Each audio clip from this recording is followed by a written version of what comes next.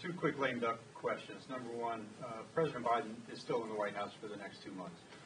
What can he, what should he, what do you think he could do to kind of gird for the second Trump administration, especially since a lot of your colleagues seem to be worried about, tearing down institutions, et cetera? Is there anything that Biden can do by executive order to prop up those institutions that you fear will dissolve? And then two, how do the election results affect what you're going to do with government spending? I'll handle the second part first. Look, we need to pass an omnibus. I think the easiest path is for Democrats and Republicans to pass an omnibus. So we start a new administration free from those concerns. We should put them in a position to flirt again with a government shutdown. But that has been their track record. We stand ready to work with them on top-line numbers and to fund government. That has been our consistent position. And I will note, in every scenario, it has taken Democrats and Republicans in order to fund government. Any scenario in the future will include Democrats as well. And so we stand ready to work to achieve the objectives of funding government.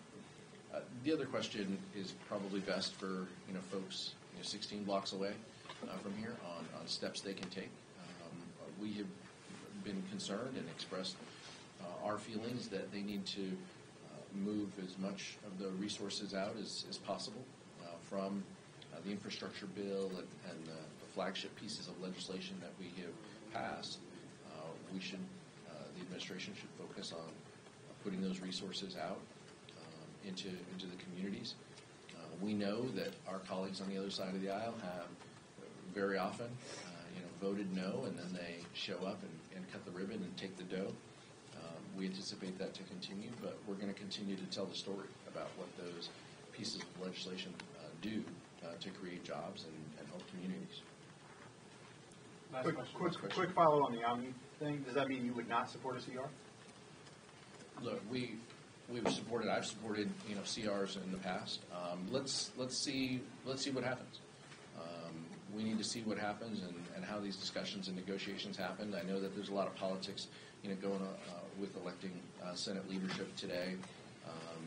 Mike Johnson has been very clear that he's going to take his cues from the incoming president. That is not new to this topic, by the way. It has been something that has been consistent. So we'll see what the incoming administration has to say about it and what the posture of our colleagues on the other side of the aisle is over the next few